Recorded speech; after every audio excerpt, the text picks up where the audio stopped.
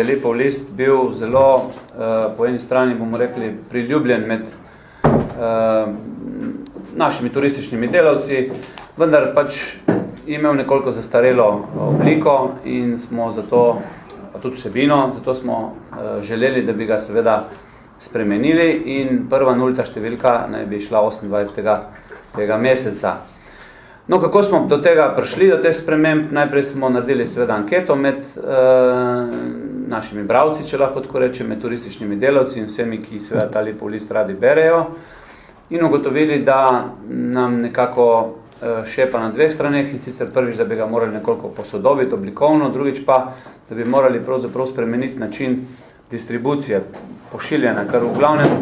naklada 1700 izvodov pač seveda ni neka velika naklada, da bi bila zanimiva tudi za naše donatorje in sponzore, tisti, ki želijo pač oblašati v Lipovem listu. No, zato smo imenovali posebno ekipo, ki se je s tem spoprijela in rezultat boste, kot sem rekel, videli 28. Potem bo pa po tej nulti številki, na katero bomo seveda dali tudi možnost pripomb nekako v okviru ene ankete o tem, kaj so ljudje pričakovali in kaj so dobili tudi pravo številko in potem seveda vsak mesec novo številko. Želimo si seveda, da bi Lipov list izhajal redno, da bi ga ljudje vzeli za svojega, ne samo tisti, ki so ga do sedaj dobivali, ne? Predvsem so bila tudi turistična društva in pa tisti nekako, ki so bili v okviru teh 1700 izvodov, zdaj bomo to naklado močno povečali. Naša ideja je, da bi ga celo dobivali vsi člani turistične zveze, pravi tisti, ki plačujejo članarino, tisti, ki plačajo, bom rekel, minimalno vsoto, ki jo pač morajo, da ostanejo člani in zraven bi dobili seveda za nekako bomo rekli nagrado ali pa pravzaprav v tistem paketu, ki ga bomo tako oblikovali, bi dobili tudi izvod Lipovega lista.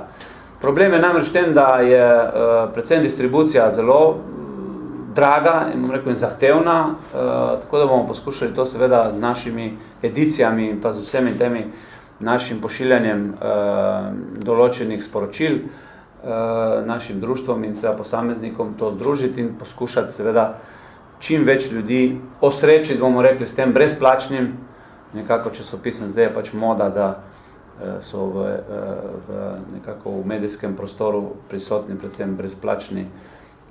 Plačali naj bi ga seveda skozi članarino, tako da ne bi bil posamezen izvod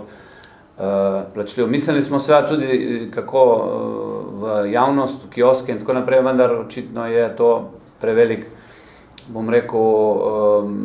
logistični problem, pa tudi verjetno ne bi bilo kakšnega velikega uspeha, tako da je boljše, da pride ta časopis do vsakega posameznika. Pričakujemo, da bo seveda aktualen, zanimiv, bralen, aktualen seveda, ker je mesečnik, bo potrebno veliko na tem narediti, da ne bodo novice zastarele, nekatere seveda bojo že z nekim zamikom, ker želimo si seveda, da bi bilo čim več tudi poročili iz turističnih društev, zborov turističnih društev, regijskih turističnih zvez in tako naprej, ker si vsi pač želijo, da bi se tudi v tem Lipovem listu videli. Ampak predvsem mislimo na to vsebino, ki nekako ostaja, ki je nekoliko bolj obdelana širše, pa seveda tudi predstavljanje različnih mest, krajev, strokovnjakov, ki bodo seveda povedali svoje izkušnje in tako naprej. Tako jaz mislim, da bo za branje zelo zanimiv. Imel bo tam nekje, mislim, da okrog 45 strani, tudi tisk, mislim, da bo kvaliteten, kot je bil tudi že do sedaj in upam seveda, da boste in seveda bomo vsi skupaj s tem tudi zadovoljni.